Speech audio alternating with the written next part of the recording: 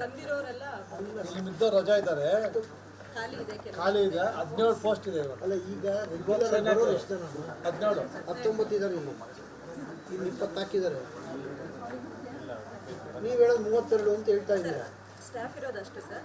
Regular ಬರೋರು ಅಂದರೆ ಈಗ ಕೆಲವೆಲ್ಲ ಖಾಲಿ ಹುದ್ದೆಗಳಿದೆ ಸರ್, ಅದೆಲ್ಲ ಬಿಟ್ಟು ಇನ್ನು ಬಿಟ್ಟು ರೆಗ್ಯುಲರ್ ಬರೋರು ಎಷ್ಟು ಜನ?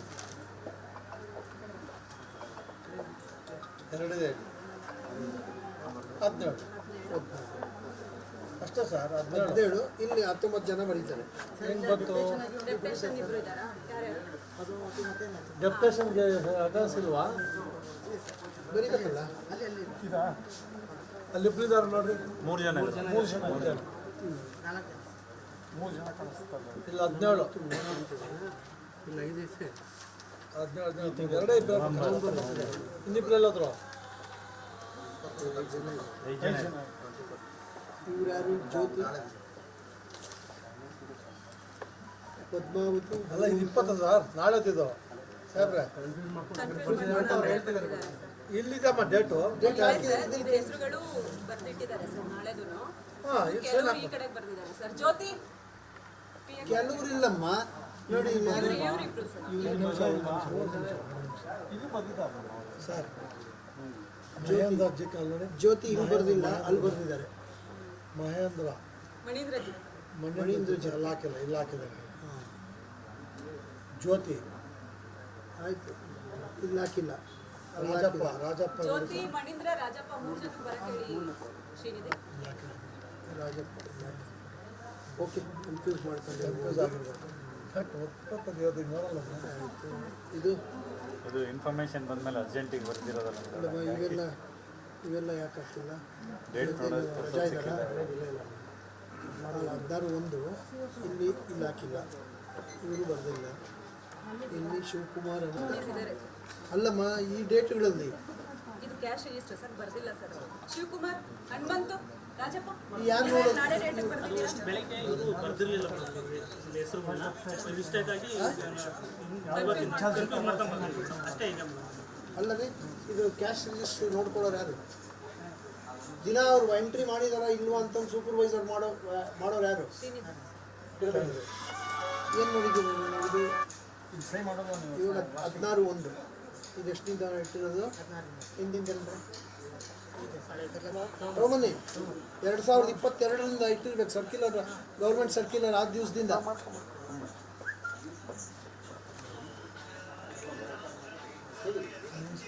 ಬಂದ್ರೆ ಎಲ್ಲ ನಮ್ಮ ಸೆಕೆಂಡ್ ಫ್ಲೋರ್ನಲ್ಲಿ, ಥರ್ಡ್ ಫ್ಲೋರ್ನಲ್ಲಿ ಯಾರು ನಮ್ಮವ್ರಿದ್ದಾರೆ. ಅಲ್ಲ ನಮ್ಮವ್ರು ಕಾಯ್ತಾ ಇದ್ದಾರೆ. ನಮ್ಮೂರು ಇದರಲ್ಲಿ ಅಲ್ಲ ಯಾರು ಬಂದಿಲ್ಲ, ಬೀಗ ಕಾಯ್ಕೊಂಡಿದ್ದಾರೆ.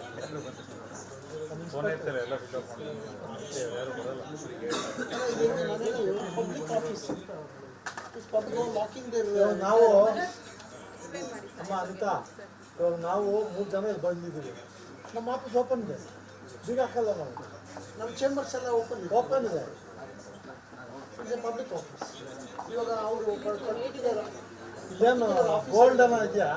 ಅವಾಗ ರೂಮ್ಗಳಲ್ಲಿ ಇನ್ನೂ ಬೀಗ ಹಾಕೊಂಡಿರ್ತಾರೆ. ಹೇಳಿ, ನಿಮಗೆ ಟೆಕ್ನಿಕಲ್ ಗೊತ್ತಲ್ಲ. ಸೀಲ್ಸ್ಗಳು ಹಾಕಿದ್ರೆ ಬೀಗ ಹಾಕೊಂಡಿರ್ತಾರೆ. ಬೇಡ, ನನಗೆ ಲಾ ತೋರಿಸ್ಬೇಕು, ರೂಲ್ ತೋರಿಸ್ಬೇಕು. ಆಫೀಸರ್ಸ್ ಇರಬೇಕು. ಏನಾರು ಸ್ಟ್ಯಾಂಪಿಂಗ್ ಏನಾರು ಇದ್ದರೆ ತಿರ್ಗಾ ವೆರಿಫಿಕೇಶನ್ ಯಾರು ಎಲ್ರಿಗೂ ಈಗ 1 to 7 ಸರ್ಕಲ್ಸ್ ಇದ್ದಾರೆ ಸರ್. ಹೇಳಿ ಕಳಿಸಿದ್ದಾರೆ ಅಲ್ಲಣ್ಣ. Monday, Wednesday, Friday working day ಅಲ್ವಾ? 3 ದಿವಸ ವರ್ಕಿಂಗ್ ಡೇ, 3 ದಿವಸ ಫೀಲ್ಡಿಂಗ್ ಡೇ. ಇವತ್ತು ವರ್ಕಿಂಗ್ ಡೇ ಹಾಕಿಲ್ಲ. ಅದಪ್ಪ ಈಗ ಆಯಿತು, ಹೊಡ್ಕೊಳ್ಳೋದು. ಆಫೀಸ್ಗೆ ಬರೋದು ಬೇಡ. ಮೂಮೆಂಟ್ ರಿಜಿಸ್ಟರ್ ಬರೆದು ಇಂಥ ಕಡೆಗೆ ಹೋಗ್ತಾ ಇದ್ದೀನಿ ನಾನು ಅಂತಂದು ಆಫೀಸ್ ಓಪನ್ ಇಡಬೇಕಾ, ಲಾಕ್ ಮಾಡ್ಕೊಳ್ಬೇಕಾ? ಅದು ಆಫೀಸ್ ಕೆಳಗಡೆ ಅವರವ್ರ ಇಂಡಿಪೆಂಡೆಂಟ್ ಆಫೀಸ್ ಹಾಕಿದ್ರೆ ಯಾವ್ದಾರ public office office be close.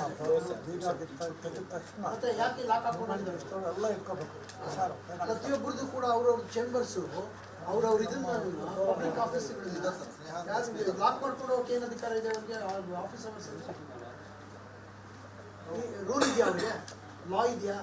ಯಾವ್ದಾದ್ರು ಗೈಡೆನ್ಸ್ ಇದೆಯಾ? ಗೌರ್ಮೆಂಟ್ ಏನಾದ್ರು ರೆಗ್ಯುಲರ್ ರೂಲ್ಸ್ ಇದೆಯಾ? ಅವ್ರ ಪಾಡಿಗೆ ಅವ್ರವ್ರ ಚೇಂಬರ್ಗಳು ಲಾಕ್ ಮಾಡ್ಕೊಂಡು ಹೋಗ್ಬೋದು.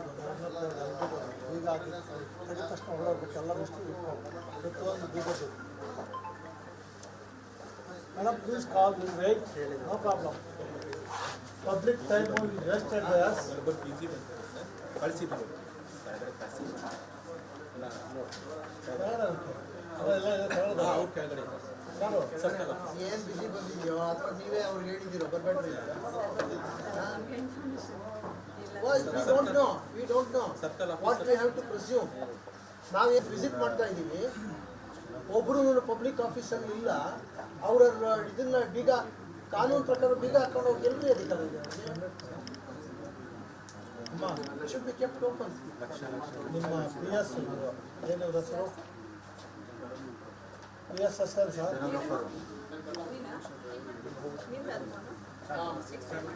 ಸರ್ ಏನು ತಮ್ಮ ಹೆಸರು? ಜ್ಯೋತಿ. ಇದು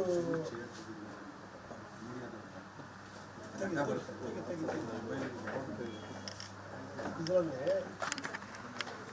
10,000, 50,000, 1 lakh ಅಂತ ಇದೆಯಲ್ಲ, 18,000 ಇದೆಲ್ಲ ಏನು transaction? 50,000, 60,000, 1 lakh, 1 lakh, 1 lakh, 1 lakh. Sir ಅದು ನಮ್ದು ಮನೆ ಮಾರಿದ್ದೀವಿ ಸರ್ ಊರಲ್ಲಿ ಆದರೂ ಹೋಗಿರೋದು ಅಂದ್ರೆ ಅದೇ ಅಷ್ಟೇ ಎಲ್ಲಿ ಇಲ್ಲಿ ಬೀದರಲ್ಲಿ ಹನುಮಂತವಾಡಿ ಅಂತ ಸರ್ ನೀವು ಮಾರಿದ್ದಕ್ಕೆ ಪರ್ಮಿಷನ್ ತಗೊಂಡಿದ್ದೀರಾ?